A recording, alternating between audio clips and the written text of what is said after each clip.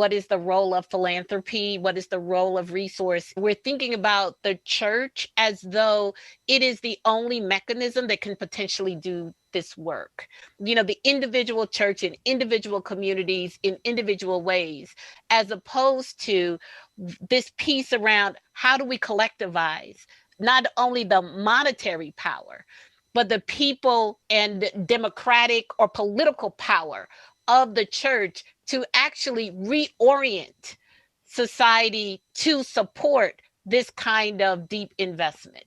And so, how do we reorient ourselves so that the individualistic nature of it doesn't rely exclusively on the resourcing within that one particular church or even within several churches in one particular city?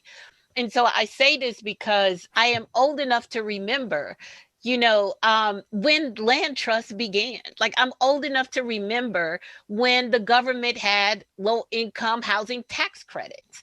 I'm old enough to remember when in some states there was resources for housing cooperatives. Old enough to remember when those things were actually, when the community development block grant was real and robust and did enable this kind of development. And I say all of this because sometimes we kind of de-link the market from the politics.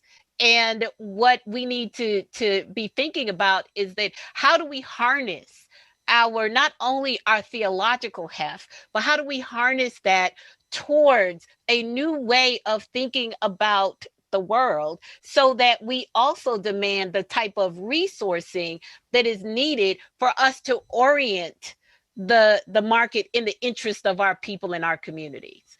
Because I remember when I was a part of a local organization that did services for the elderly, we had a head start in one of the churches.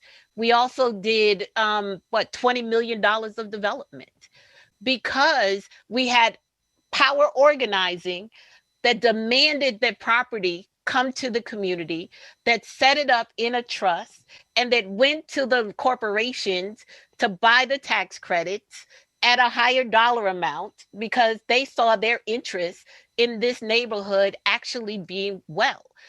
And so people became invested in that. And when we take away all of that, then that's when people are pushed out or they move.